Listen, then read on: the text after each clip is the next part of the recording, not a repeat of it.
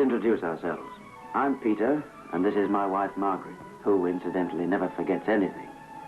Believe it or not, when we turn the corner of the street, we shall be in Milan. Almost, anyway.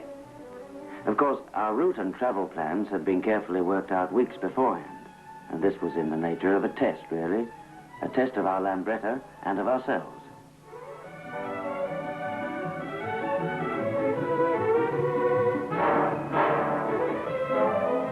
So, farewell London, and welcome Milan. We were determined to have a wonderful holiday this year, and why not? It was Margaret's first visit to Italy, and we'd been by Innocenti, engineering company who produce Lambrettas, to visit their factory in Milan and take back to the National Lambretta Rally at Oxford a message of goodwill from the Lambretta Club of Italy. So out we drove, through the city, out to the suburbs of Milan.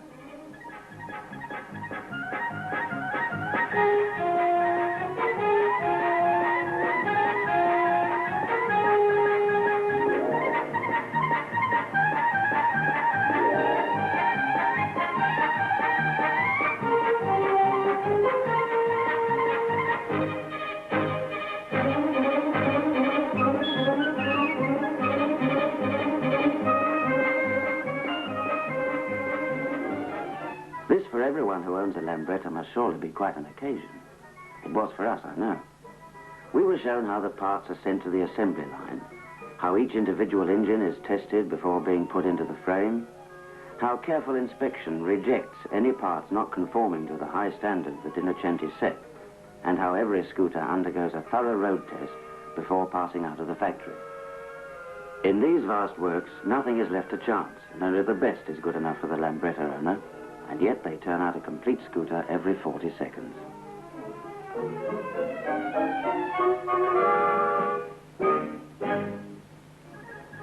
After leaving the factory, we had some time to kill, so we rode back to the center of the city for a little sightseeing of our own.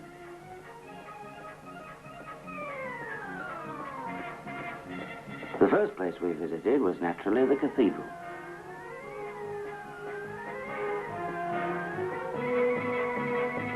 It took them from 1386 to 1890 to build this beautiful cathedral of 1,000 spires. But measure for measure, 504 years to create so perfect a thing is no time at all. Entertainment is everywhere. If not buildings, then it's people. How much? Well, it's too much anyway.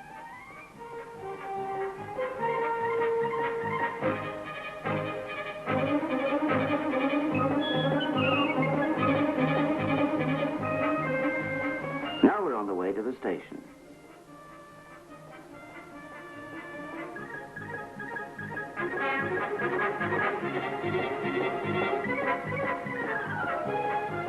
Admittedly, it's no longer Europe's most modern railway terminal. Vienna's Westbahnhof and the newly completed mainline stations at Munich or Rome are now more beautiful to look at. It's true, but this was certainly one of Mussolini's better moments, and it's well worth visiting.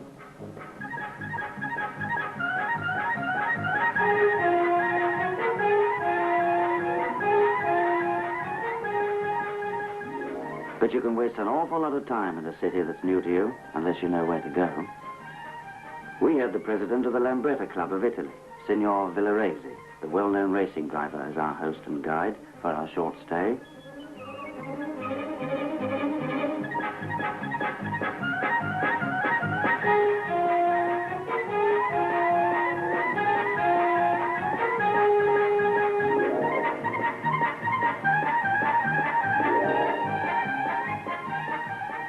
But first, a magnificent lunch here at the Lambretta Club of Milan. It was the sort of occasion we wanted to spend 2 hours over. We were lucky. We did.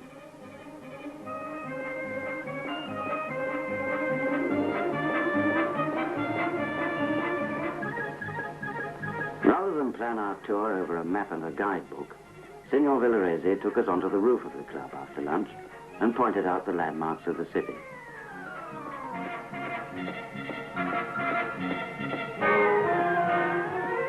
Way below, and looking very insignificant, was the Arch of Peace.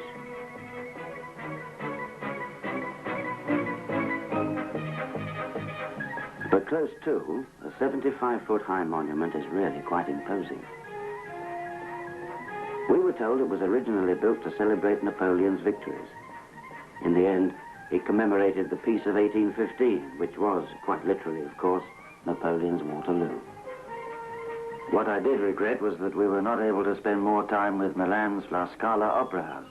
Every seat was sold, so we only heard muffled sounds, which is no more than Leonardo hears, and he's always around. But there are other things to take his attention. Milan moves quickly.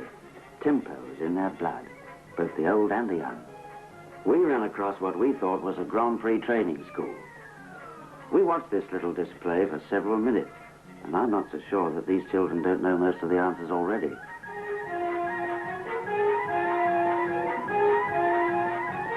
Margaret, I must say, was very taken with them. That is, until one of them drove over her feet. What a wonderful day it had been. But now, home through the dusk to put our feet up at last. We had one more thing to look forward to before we left Milan. Once again, they rolled out the red carpet for us. We'd expected somehow that they would slip the message of goodwill in our pockets as we waved them goodbye. But Italian hospitality wouldn't allow anything as offhand as that. Not that the occasion was by any means formal. It was all much too good fun for that. But it was an occasion, and the Italians are famous for living up to occasions.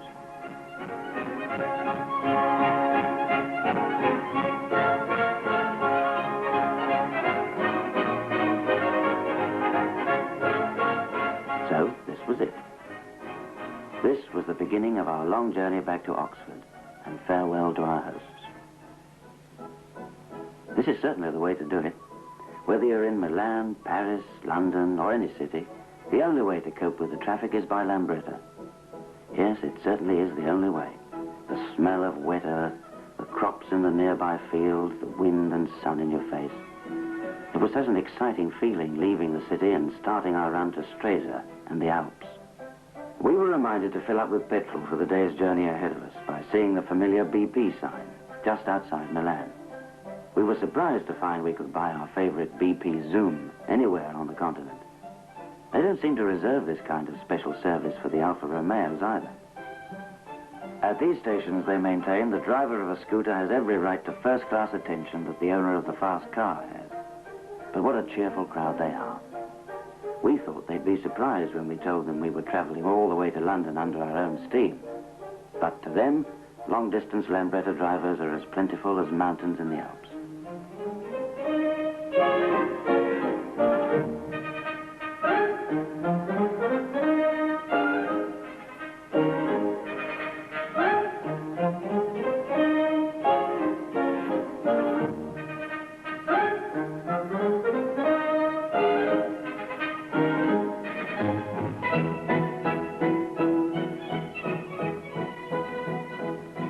We really enjoyed the roads in Italy, and particularly the autostrada.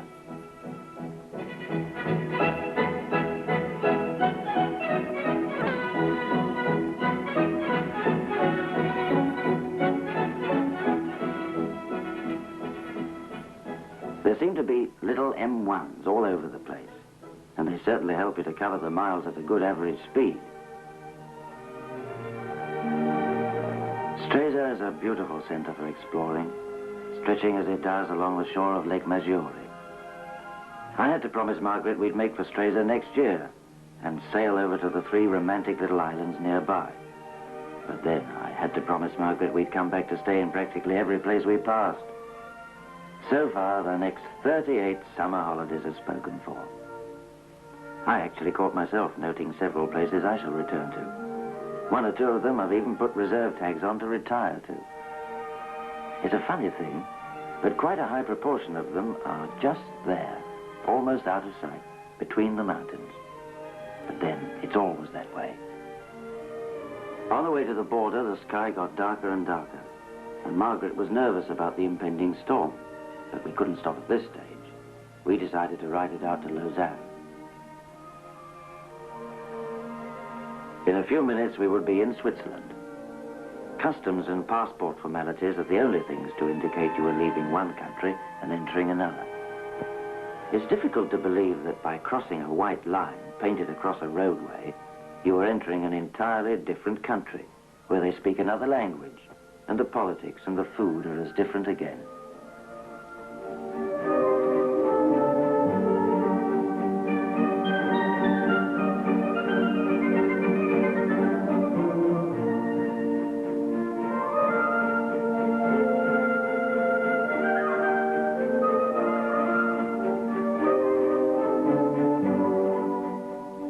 As we left the customs, the storm looked really menacing.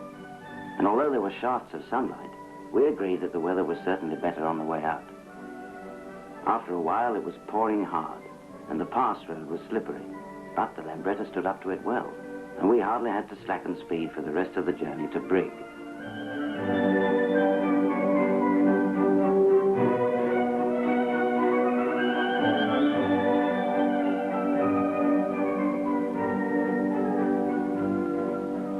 The change that gives Switzerland its character is very much tied up with the mountains themselves.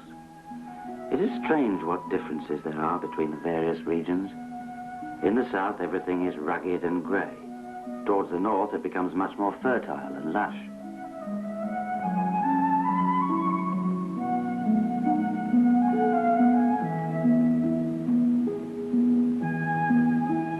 We had to push on quickly from Brig. Our journey took us through St. Leonard and on to SEINE.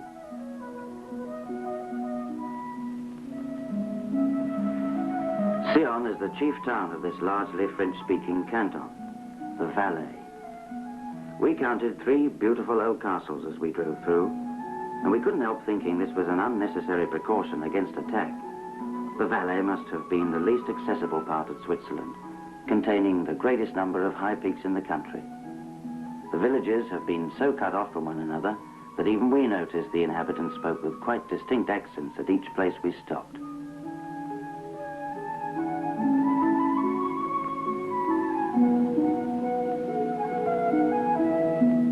Margaret adores asparagus. Unwisely, I hurried through Martigny, which is famous for it. So now, 1963 is reserved as our great asparagus year. But our destination for the night was Lausanne, and it was already late enough. From the window of our hotel, we looked out over Lake Geneva, all 314 square miles of it. Our start the next day was again an early one, and the morning was misty and fresh.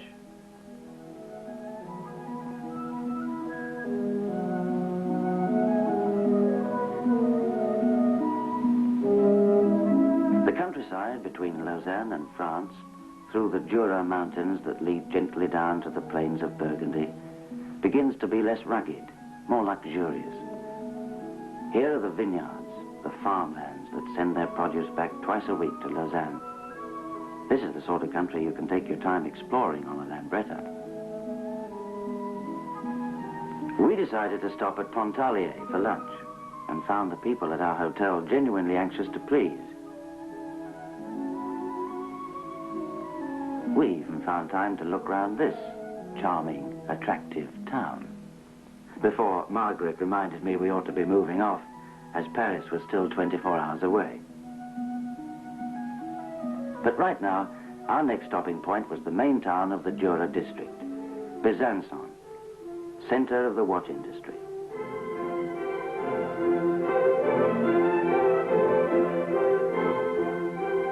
It was here I saw a beautiful handmade watch I couldn't afford. Or rather, I could, but the thought of customs duty put me off.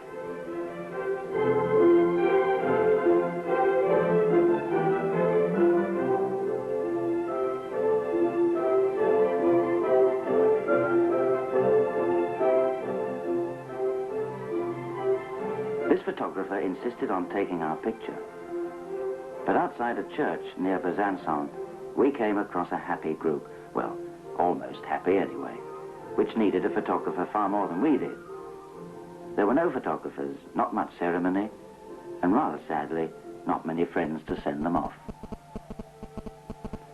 We still had a long drive ahead of us to Troyes, but being Margaret, and being a wedding, this was obviously not the time to hurry. So we stayed until they'd gone.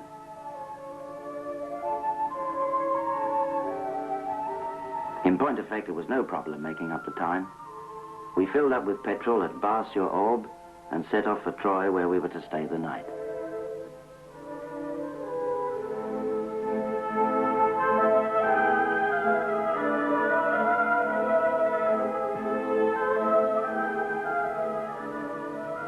So this is the Seine, all very peaceful, making its age-old journey to Paris. Before we left Paris next day, we thought we might see the city in its early morning mood, a time when most tourists are sleeping off the effects of the night before.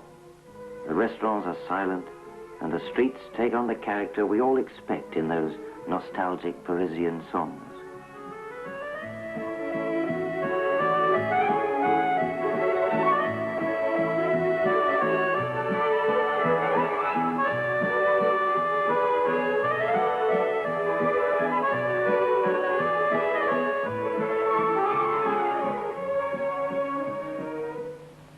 The traffic, we decided to leave, and so we took the route to Abbeville.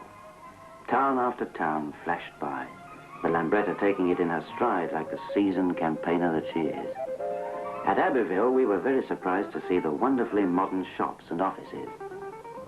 I'd read somewhere that a short while after the D-Day landings, during the Normandy campaign, it had been reduced to a pile of rubble. It was obvious that this rubble was not allowed to lie very long after the liberation. And so to Le Touquet. And after the smell of bacon and eggs welcomed us to a familiar breakfast, we kicked ourselves for not packing our bathing costumes. But we hadn't realized that this part of the French coast has such beautiful beaches. But we amused ourselves by watching the experts giving a lesson in gymnastics, and later popped off to the casino for a little flutter. On the journey out, I must admit we'd both been a little apprehensive about flying our Lambretta across the Channel. We'd imagined all sorts of customs difficulties and loading delays. It could scarcely have run smoother, though, and the journey back was the same.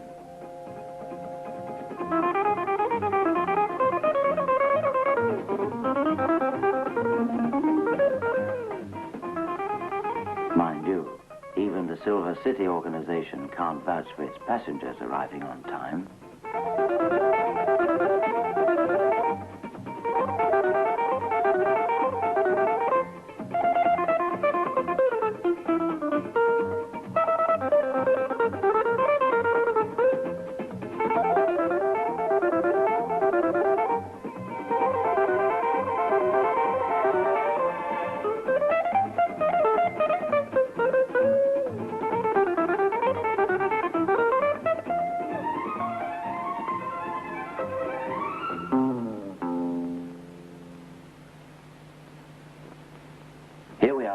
Home again. It's hard to believe that we've traveled over 1,500 miles since we left a week ago.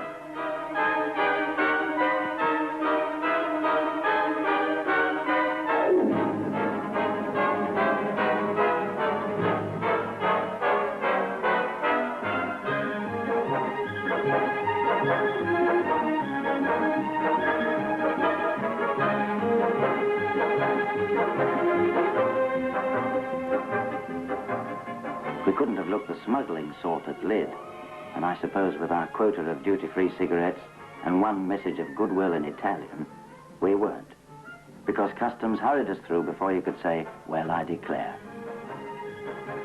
So off we went on the last lap of our journey to Oxford. As you can see, others had the same idea too, but with our date to keep and so many people waiting for us at the rally, we couldn't stay and be sociable.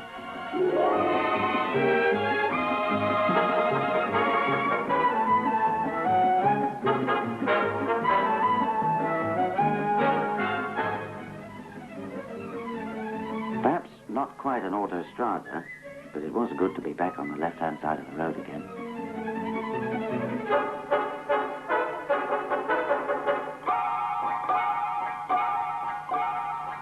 As a finish to our wonderful holiday, the rally was certainly no anticlimax. Lambretta rallies always have a gay continental atmosphere.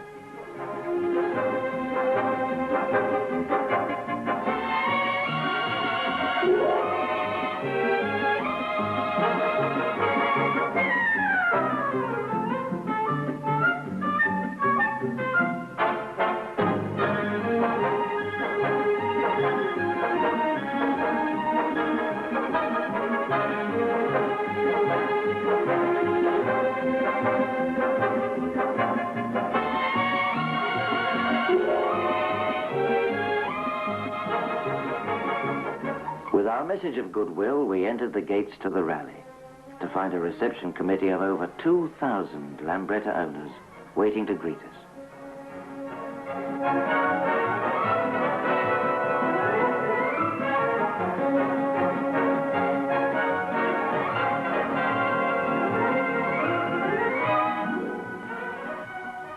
It's difficult to describe our feelings as we drove at the head of Lambrettas from every possible corner of Great Britain into the main arena.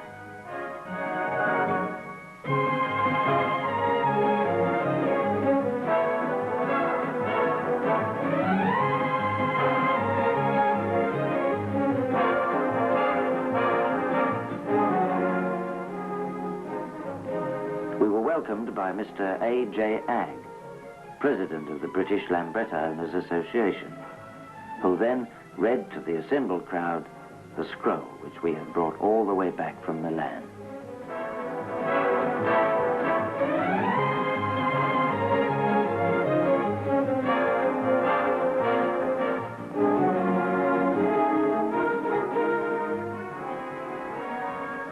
Margaret and I listened with mixed emotions. We were proud to have been chosen to represent so many people, and yet a little sad that they had not shared our wonderful experiences during the last few days. Still, who knows? Next year?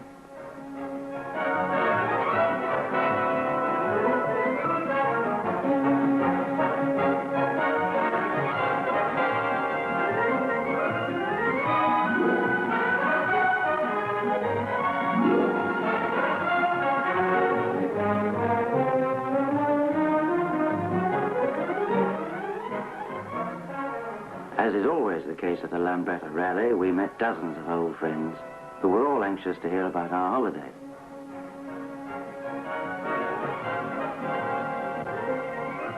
We told them as much as we could in the time, but one thing is certain, and they all agreed. The Lambretta slogan is true. Get around better. Travel Lambretta. And you really can.